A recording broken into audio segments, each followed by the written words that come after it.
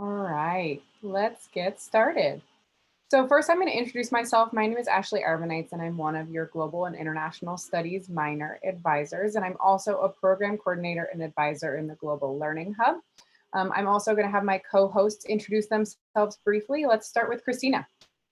Hi, I'm Christina Siracusa, and I really enjoy advising for the GIS minor. My background, as I see those of you who are attending, is in the social sciences and political science and international relations. But as you'll see, this minor really appeals to people of all majors. Addie? Thank you. Hi, everybody. My name is Aspen Felt. I am a program coordinator and advisor at the UC Davis Global Learning Hub. And I also am an advisor for the GIS minor and have been advising for this minor for the past couple of years. I really enjoy working with students on this. It's always really fun and interesting and inspiring to see what students put together for their minor. Thank you. Wonderful. So I'm going to kick things off for us. What you can expect today is we're going to explain a little bit why you should pursue a GIS minor. We're going to go over the minor requirements. We're going to touch on some resources and support. And then we have a panel of recent graduates who have received a GIS minor to talk about their experience and how this minor has shaped their future. So now I'm going to swap screens really quickly and transition over to our Prezi and then turn it over to Christina. So there we go. So why pursue a GIS minor? There are lots of reasons. We're all multifaceted, right? We have more than one interest, certainly. And this is a time to explore those interests. So if we can click on that, why pursue a GIS minor? It complements all majors, and it allows you to distinguish yourself and to focus on an academic area that is of special interest to you and put it in a global context. And as we know, it doesn't matter what we study, whatever we do is necessarily embedded in a global context. So this is a way to help you articulate that, think through it, and be mindful as you take your classes. So that you're actually looking towards your future employment. Another reason is it's customizable. There are no two GIS minor graduates who have an identical minor. It's really a reflection of you, of your interests, your goals, and your past.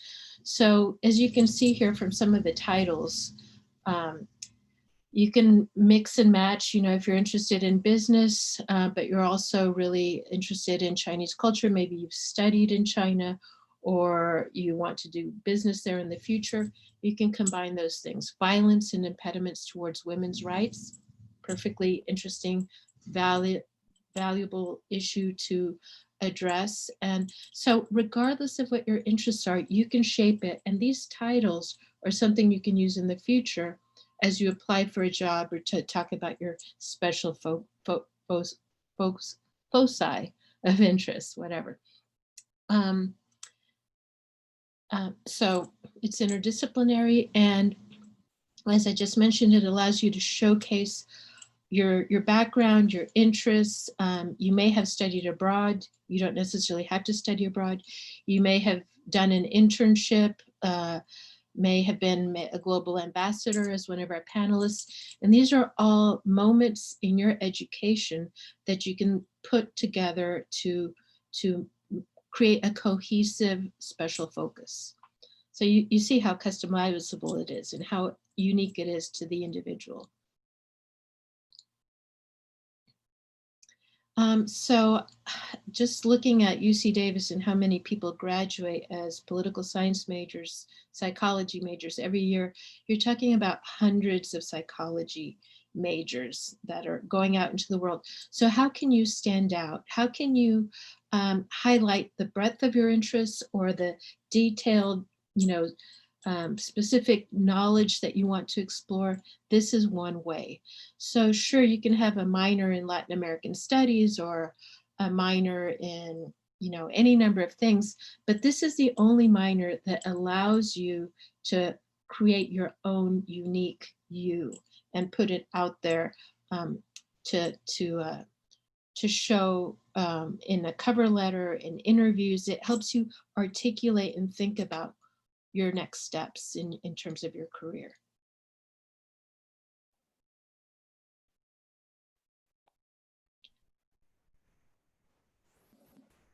So Addie, now? Yeah, great. Okay, so now we're going to go through each of the requirements for the minor.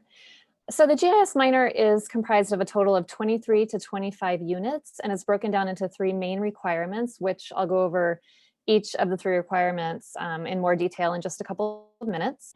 So the courses that you choose to use to fulfill the minor requirements can be completed entirely on campus, or they can be a combination of courses that you can complete on campus, plus courses that you take on a study or intern abroad or away program. There are a few restrictions that you need to keep in mind when you're planning your courses for the minor. So you need to note that, as it says there on the screen, no more than 2 courses from a single department may be used. You can only use 1 course for which you are receiving credit towards your major, and there cannot be any overlap between the GIS minor and any other minor that you are pursuing. Okay, so let's go ahead and move into the first requirement. So for requirement 1, this one is pretty straightforward. You just need to complete one of these lower division courses that's listed here. These courses are offered really consistently, so it's convenient for you to take one of these, and they can be completed at any time during your career at UC Davis. And just so you know, all of this applies for transfer students as well. So if you're a transfer student, it's perfect. You're perfectly able to complete this minor as well. All right, for requirement 2, you need to complete 3 to 4 upper division units from what we call the approved course list. There is the link to it, and this approved course list can be found on the Global Learning website, which is globallearning.ucdavis.edu. And then you would select resources, and then you'll see a link to the GIS minor. And you'll see everything that we're talking about here today, including the approved course list. The approved course list is a very large list of courses. It has courses from approximately 50 different departments on campus, ranging from everything from biology to anthropology to sociology and engineering, just to name a few. So as you start to take a look at that list, I think you'll be surprised at just how many courses can be used towards the minor. We also, although it is a very large and fairly comprehensive list, if you have a course that you're interested in using that is not on that list, we're always happy to look at that course and take a look at the syllabus and see if we think it has enough global content for us to approve it. So that does happen frequently, and we do often approve courses that are not on the list, just so that you know. Okay, next requirement. Okay, so during your time here at UC Davis, hopefully you've already started to begin to draw common threads and themes and connections between some of the courses that you've taken across a variety of departments, and started to reflect really on the interconnectedness of the many disciplines that you can study. So requirement 3 is really kind of what we consider like the meat of the minor. And it's really your chance to showcase your unique global interests and experiences. For this requirement, you'll be putting together a 16 to 17 unit themed cluster using any combination of upper division units from the previously mentioned approved globally focused courses, upper division units from a study abroad or USA study away program, and up to 12 units from a UC Davis accredited internship, which has a strong global focus. The cluster sheet, which I'll talk more about in just a minute, basically what you'll be doing is describing common threads or connections between each of the courses that you are using to fulfill these 16 to 17 units. And we're really just looking for a couple of sentences that clearly convey those connections and how these courses relate to the theme of your cluster. So that you know, suggested course clusters may include a theme about a specific country or region, or it can be courses themed around a field in global and international studies. So for example, things like people and nationalities, the individual and society, arts, language, literature, and culture, peace and security. These are just kind of a few examples. Really how you choose to design your cluster and the theme is up to you, and really based on your own interests, the courses that you've already taken, what your goals are, you know, for the future as well. So here, the cluster sheet, so that you know, is a downloadable, fillable PDF that is available on our website. You'll be creating a title, like I said, adding brief course descriptions, and then clearly describing and showing how all of the courses, the 16 to 17 units, relate to your theme. So that you know as well, many students find it easier to really identify a theme after they have taken the courses, as they have a much better idea at that time about the content of the courses, and they can really start piecing together those connections and see some of those themes emerge. So I encourage you to take a look at the sample cluster sheets online to clarify this in your mind and get you started and give you some ideas. Great, over to Ashley. Wonderful, thanks, Addie. So I'm going to jump into briefly a couple of the resources and support that are available for students who are interested in pursuing a GIS minor. So first, we do have some minor planning forms that are available online, and that will help you lay out the courses that you're planning to use for each of those requirements, and help give you a space to sort of brainstorm and think about what those common themes and threads are that Addie was talking about in terms of that final cluster sheet. What's your goal, what your focus is of the minor. We also have those sample cluster sheets from students who have completed the minor in the past, so you can get a sense of what things are required of students, how much detail is there, and the types of connections that we're looking for. The GIS advisors share the advising load by last name. So Aspen advises for the first half of the alphabet, and Christina advises for the second half. If we take a look here, these are just brief screenshots to give you an idea what those GIS planning forms look like, so you can download that online. And once again, it is a fillable PDF that you can use to track your project progress, as well as the sample cluster sheets. And so let's take a look sort of also at the minor petition process. So you need to prepare your cluster sheet and confirm that you have met all requirements for the GIS minor that Addie covered.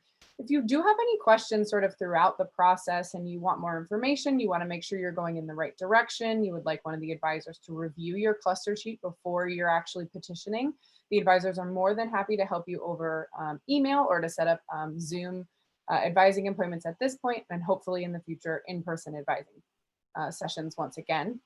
You have to submit, let's go back to step 2. You have to submit a minor petition form on OASIS, and you want to make sure that you include all of the coursework for all 3 of those requirements. So it needs to total 23 to 25 units. You're also going to list what courses you used in each requirement 1, 2, and 3 in the comments, so that we can clearly establish what you're using each course for. And then if you have any other relevant notes, if you're using a course from your major or anything like that, we ask that you include that in the notes section. And then the final step there is to upload your completed cluster worksheet.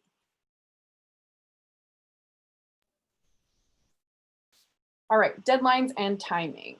So we recommend that you submit your minor petition the quarter before you plan to graduate. So you must complete the minor declaration and file it no later than the deadline to apply for graduation. And as Addie mentioned, a lot of students they prefer to take courses, all the way up until they're graduating. You can take it your final quarter, and we can be there to support you in terms of completing your cluster sheet and walking you through that entire process.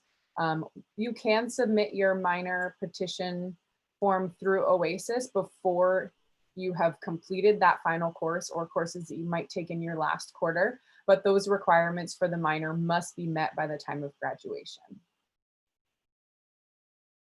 All right, so that's it for our quick overview. I'm going to jump back into our PowerPoint and turn it over to Addie once again to introduce our panelists of recent graduates who received a Global and International Studies minor.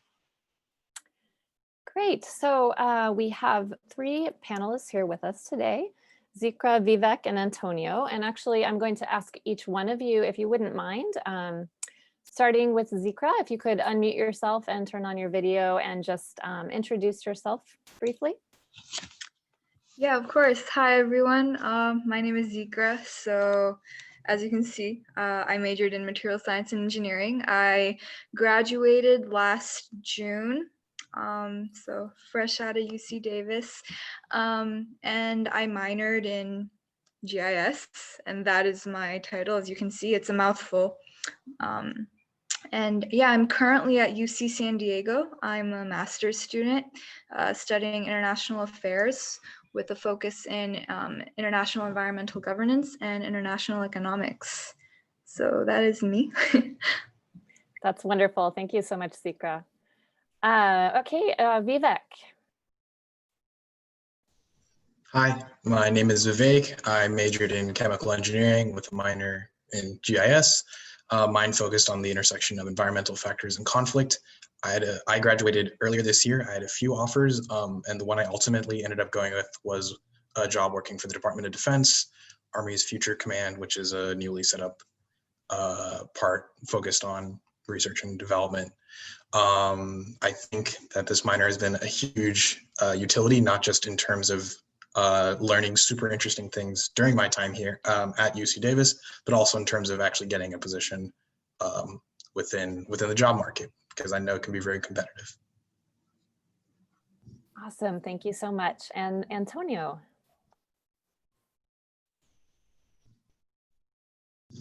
Hello, my name is Antonio Grande. I'm an economics major and I graduated recently, and I'm currently taking about hopefully a year off. And that's only because when I was taking my classes during school, I really didn't feel that strong of a passion for economics as I did for working with the international community. So I took an internship as a global ambassador, which was so fun. I joined a lot of clubs, and basically having this GIS minor really helped me reignite that passion I have for working with the international community, and just reminding me of that there's more out there for me other than just what my major might limit me to. So it gives me that hope that I can work in a field that I currently have a really big passion for. Great, thank you. Okay, well, I'm going to start out with the questions. I'll be asking one question, and then I'm going to turn it over to Christina. But the first question is actually for Zikra. So if you could unmute yourself. Could you tell us a little bit about why you decided to pursue a GIS minor? What was it that sparked your interest in this? So I'm a science geek, science nerd. I've loved chemistry and physics all my life. And so that's why I went into engineering, specifically material science, right? But so I got all that technical knowledge and know-how, but I've always felt like there was a gap within like all the courses I was taking. I knew I needed something more. And so the GEs I was taking, they were all over the place. There was anthropology, a few anthropology courses here and there, sociology courses and whatnot. And I happened to come across the GIS minor. And then I was like, oh, hey, this looks like something that's like what I want, right? And so then I looked into it more, and Christina, being the amazing person she is, helped me put together the minor. And I don't know, it just created a fuller picture of what I wanted to get out of my Davis education.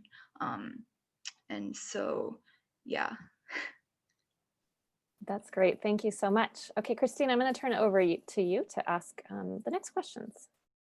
Sure. I'm so excited for all you panelists to be here, and we chose you because you're amazing, and you brought so many fields together, and really you're showing yourself to the world and to your future employers. So the next question, well, I actually want to ask all of you, Vivek and Antonio, if we're not going out of order, is why you decided to pursue the GIS minor. Vivek, can you respond to that? Oh, you must unmute yourself. There we go. I'd say there's like two broad reasons. Particularly if you're pursuing sciences, you need to fill out your GEs anyway. So this minor is perfect because if you're gonna be taking those GE classes anyway, you might as well try and get a minor out of it. But that's sort of just a logistical reason. The actual reason is that I feel in the sciences there tends to be a gap between what we learn, like the technical skills. I think this was previously covered. But particularly in terms of the ethics, I feel like sometimes the sciences can fall behind. And you know, by design, they're intended to teach you this is the way the world works. But there's so much more than just equations, and there's so much more than just chemistry. So being able to sit in an academic setting and learn about other facets of the beautiful universe that we live in was awesome, and being able to turn that into a minor was really awesome. And the best part, of course, is that it didn't really take that much extra time, particularly for me, because I had to finish those GEs anyway. So it just worked out really well in my case. Thanks for that talking point. I hadn't thought of that. Antonio? So I decided to go with this minor because I really just have, ever since I started my community college experience, I found a really strong interest in working with the international community because I'm not international, I could say, but I was born in Mexico, and once I came to the US, I grew up a lot differently than all the peers around me, because just by being born somewhere else, I was treated a little bit different, and I wanted to see if I could change that experience and make it a little bit more positive for anybody else that comes into this community. And I just wanted to show how the US can be open to a lot of people and spread so much culture around, because I just think it's so beautiful when different people come and interact with each other. Honestly, I just feel like I want to be able to help as much people as I can enjoy anywhere they are in the world. And I hope that with this minor, I could actually just make that dream come true, just making people happy. Thank you, Antonio. So while you have your mic on, if you could turn it back on, maybe you could tell us how you created that emphasis. I mean, how did you go from economics when you had this passion to work with others from different cultures, but how did you marry that with economics, or did it help your economics? Did it complement in some way? So I guess basically, how did you create that minor for yourself, and what was the most challenging or rewarding aspect of that? When it came to creating the minor, I was just taking courses that I found pretty interesting, and at the moment I felt like was really a passion to me. So I think I could say that I actually made my major work around my minor, because the minor was just something that I really wanted to focus on, because this is where my really strong passions are going into, so I'm going to make my major work around it. The major, surprisingly, it worked out so well with the minor that I was able to actually make it also specialize in something international. I got it to be a international microfinance. So I guess I could say that my major worked around my minor, and I had a lot of help from Ashley, which is something that I really appreciate, because she also helped me find out a lot more about myself and what I wanted to do with this minor. Isn't that beautiful? That's what this minor's about. You discovering your own. The basic bottom line is follow your passions, take classes that interest you. And little by little, all of those classes will come to make sense, and you'll be able to put it on paper and talk about it and have this minor in the most natural of ways. Zikra, can you tell us how you made this minor work for you? And then what were the greatest challenges and rewards to the minor? I can definitely speak to the challenge part, because most people, they'll see the courses that I associated with the minor with my major, and they'll say engineering and anthropology, this does not make sense. And so when people put you on the spot and they're like, explain this to us, then it's a bit of a challenge. But I think they mentioned this earlier in the presentation. You can take classes up till graduation and then put your cluster worksheet together, which is what I did, because I didn't realize I was going to pursue the minor until my senior year. and I put it all together literally the quarter before I graduated. And I think Vivek mentioned this earlier as well. It all just falls into place. Like you knock out your GEs without even trying while fulfilling the minor. So yeah, I'm sorry, what was the question?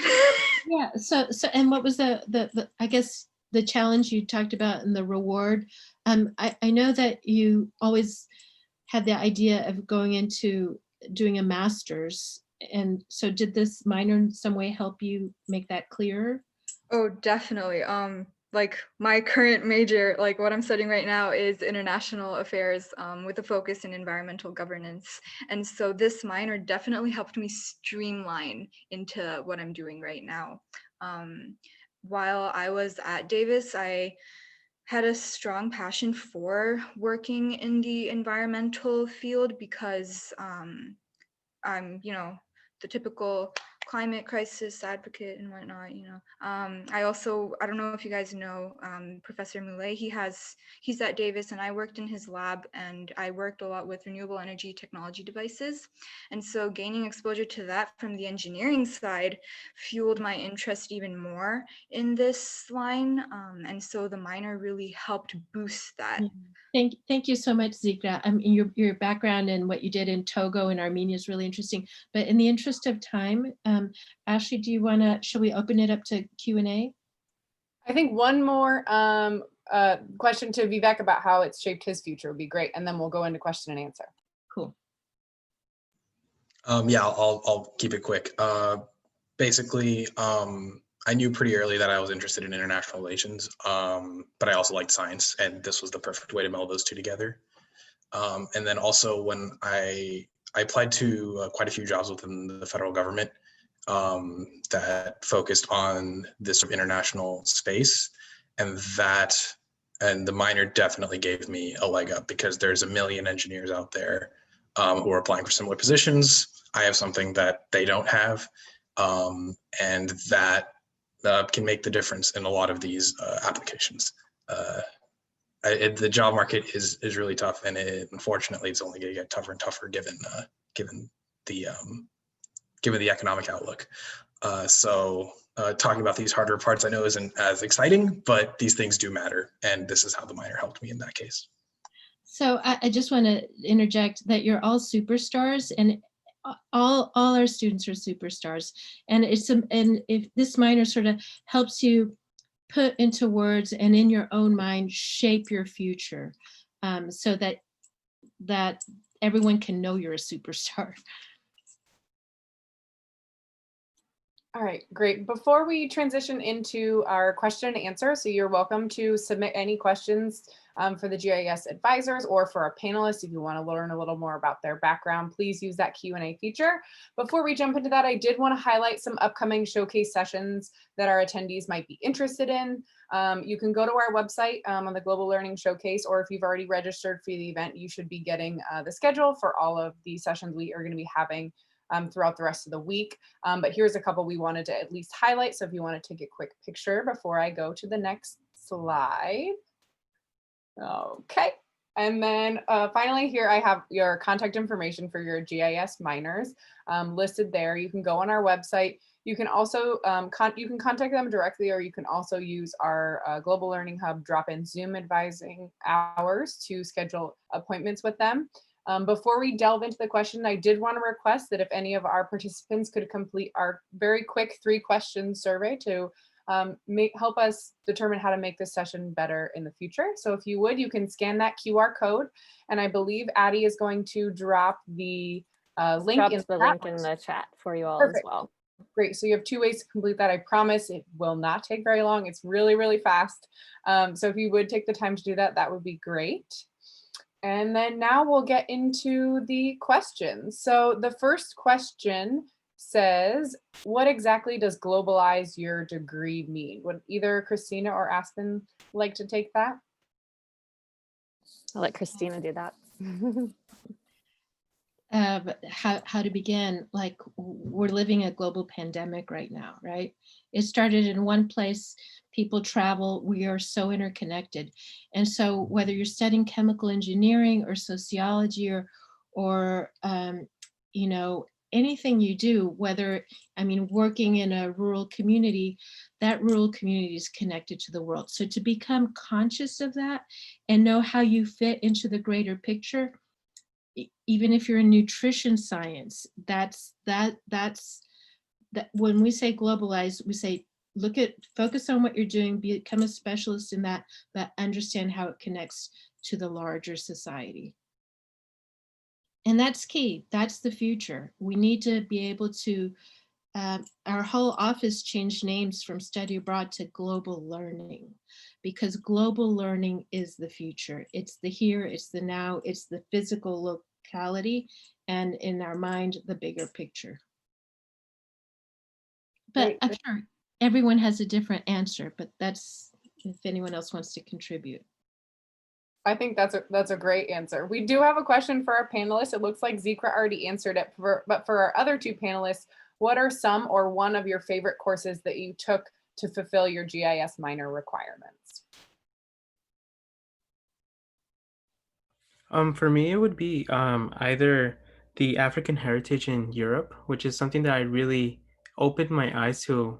Basically, there's a lot going on in our country relating to the Black Lives Matter or anything like that, and learning about how it's actually going on in Europe or other places around the world also helped me find out that there's different ways that we can approach a common goal that we could actually implement in the US. Another class that I really enjoyed taking was the Chicano poetry, which is something that I really felt that I could relate to, because the writer wrote a lot about things about how I felt when I was growing up. And it really helped me, I guess, answer a few questions I had when I was growing up.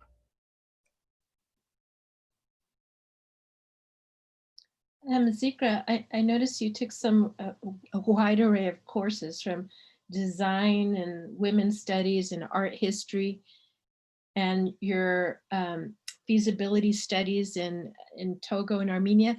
How did you tie all that together? Were any of those courses like the key, the glue that made it all stick together?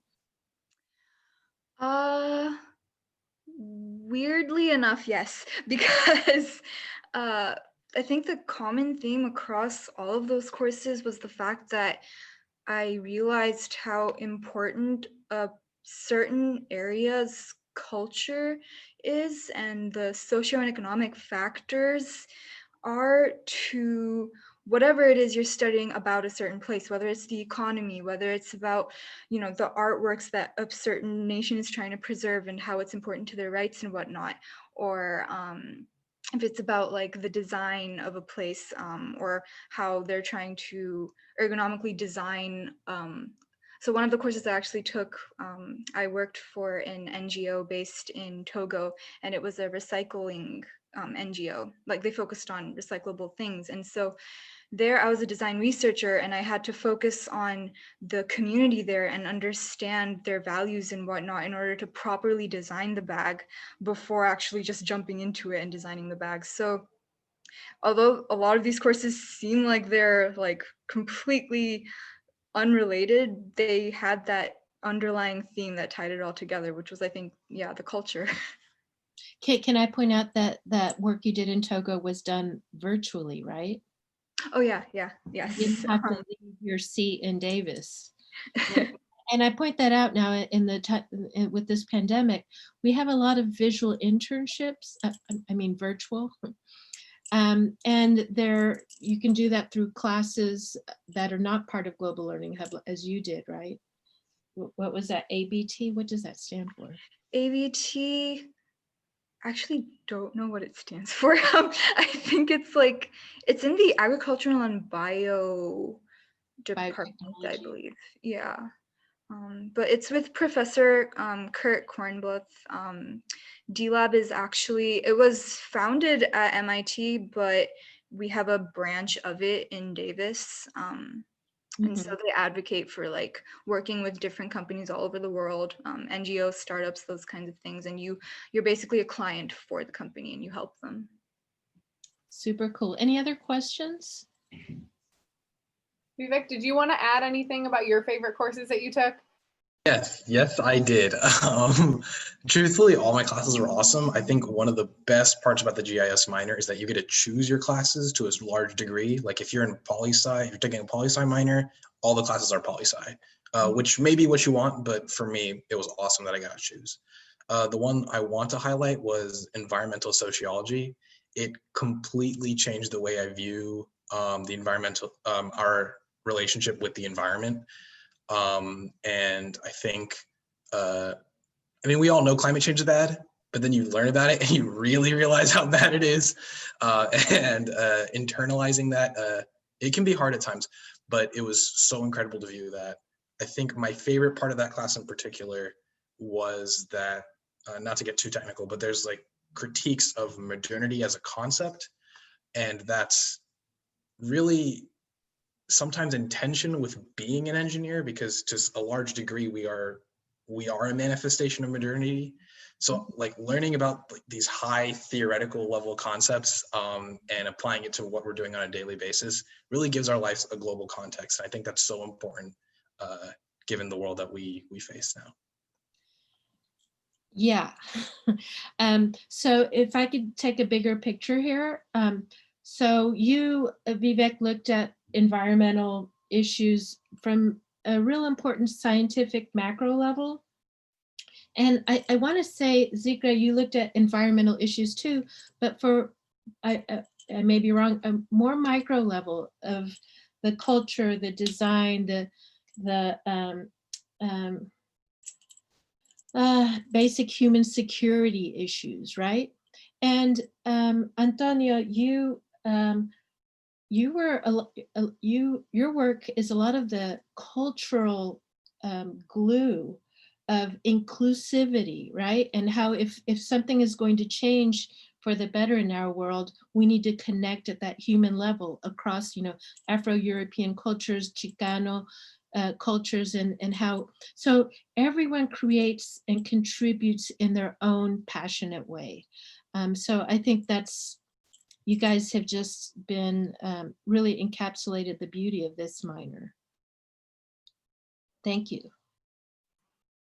Wonderful. I think those are all the questions. There were a few that went through, but they are now in the answered column. Some of them were more specific to the requirements. It looks like Vivek, an attendee is asking, what class was that again?